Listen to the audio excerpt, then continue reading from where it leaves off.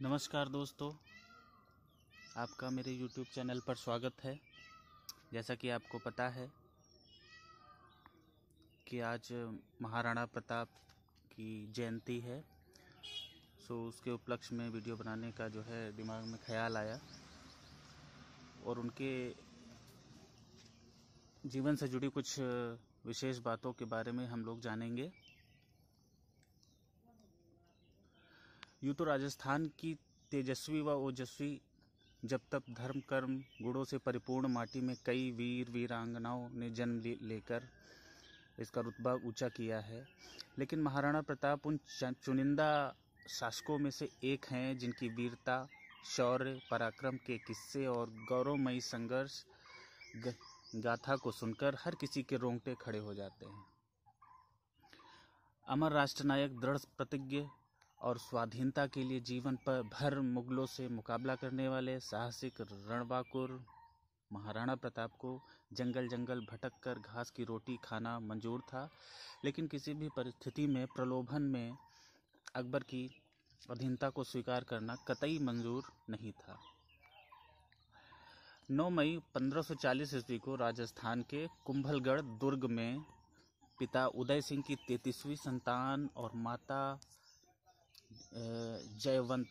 जयवंताबाई की कोख से जन्मे मेवाड़ मुकुट मणि महाराणा प्रताप, जिन्हें बचपन में कीका कहकर संबोधित किया जाता था, जो अपनी निडर प्रवृत्ति, अनुशासन प्रियता और निष्ठा, कुशल नेतृत्व क्षमता, बुजुर्गों व महिलाओं के प्रति विशेष सम्मानजनक दृष्टिकोण, ऊंच नीच की भावनाओं से रहित, निहत्थे पर वार न करने वाले, शस्त्र व शास्त्र दोनों में पारंगत एवं छापामार युद्ध कला में निपुण व उसके जनक थे।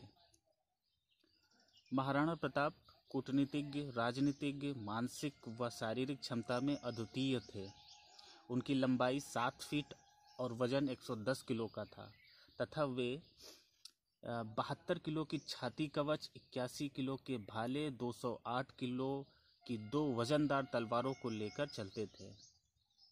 उनके पास उस समय का सर्वश्रेष्ठ घोड़ा चेतक था, जिसने अंतिम समय में जब महाराणा प्रताप के पीछे मुगल सेना जो है पीछे पड़ी हुई थी, तब अपनी पीठ पर लांग कर 26 फीट ऊंची छलांग लगाकर नाला पार कराया और वीरगति को प्राप्त हुआ, जबकि इस नाले को मुगल घुड़सवार पार नहीं कर पाए। पिता उदय सिंह द्वारा अपनी मृत्यु से पहले ही अपने सबसे छोटी पत्नी के पुत्र जगमाल को अपना उत्तराधिकारी घोषित करने से मेवाड़ की जनता असहमत थी। महाराणा प्रताप ने मेवाड़ छोड़ने का निर्णय किया, लेकिन जनता के अनुनय विनय के बाद वे रुक गए और 1 मार्च 1573 को उन्होंने सिंहासन की कमान संभाली।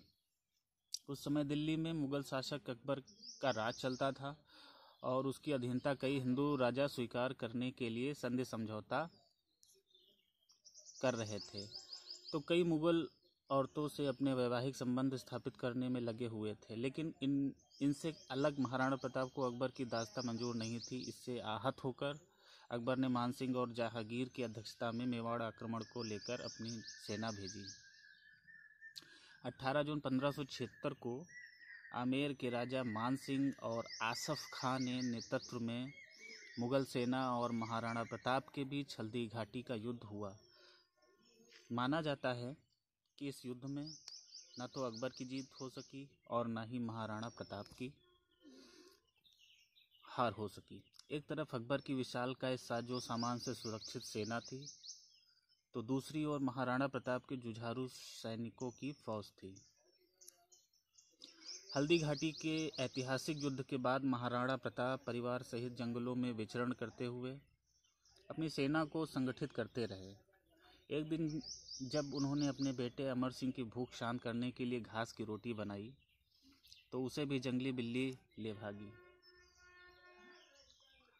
इससे विचलित होकर महाराणा प्रताप का स्वाभिमान डगमगाने लगा, उनके हौसले कमजोर पड़ने लगे। ऐसी अफवाह फैल गई कि महाराणा प्रताप की व्यवस्था ने अकबर की अधीनता स्वीकार कर ली है। तभी बीकानेर के कवि पृथ्वीराज राठौर ने महाराणा प्रताप को पत्र लिखकर उनके सुप्त स्वाभिमान को पुनः जगा दिया। फिर महाराणा प्रताप को मरते दम तक अकबर अधीन करने में असफल रहा। अंततः महाराणा प्रताप की मृत्यु अपने राजधानी चावंड में धनुष की डोर खींचने से उनके आंत में लगने के कारण इलाज के बाद 57 वर्ष की उम्र में 29 जनवरी 1597 को हो गई। कहते हैं महाराणा प्रताप की मृत्यु का समाचार सुनकर अकबर की आंखों में आंसू भी आ गए थे। मुगल दरबार के कवि अब्दुल रहमान ने लिखा है, इस दुनिया में सभी चीज़ खत्म होने वाली हैं, धन दौलत खत्म हो जाएंगे, लेकिन महान इंसान के गुण हमेशा जिंदा रहेंगे। प्रताप ने धन दौलत को छोड़ दिया, लेकिन अपना सर कभी झुकना गंवारा नहीं समझा। हिंद के सभी राजकुमारों में अकेले उन्होंने अपना सम्मान कायम रखा। और एक बार अमेरिका के भूतपूर्व राष्ट्रपति इब्राहिम लिंकन भारत के दौरे पर आ रहे थे, तो उन्होंने अपनी माँ से पूछा, मैं आपके लिए भारत से क्या लेकर आऊं? तो उनकी माँ ने कहा था, भारत से तुम हल्दी घाटी की मिट्टी लेकर आना, जिसे हजारों वीरों ने अपने रक्त से सींचा है। लेकिन इन सब के उपरांत भी इतिहास का पाठ्य पुस्तकों में महाराणा प्रताप की वीरता के अध्याय पढ़ाने की बजाय अकबर की महानता के किस्से पढ़ाना इस सच्चे राष्ट्र नायक के बलिदान के साथ नाइंसाफी है। धरती के इस वीर पुत्र के प्रति सच्ची श्रद्धांजलि तभी होगी कि जब उसकी महानता व माटी के प्रति कृतज्ञता की कहानी हर एक जन तक पहुंचाई जाएगी। अपने इस वीडियो में इन्हीं बातों के साथ मैं अंत करना चाहूँगा। बहुत बहुत धन्यवाद।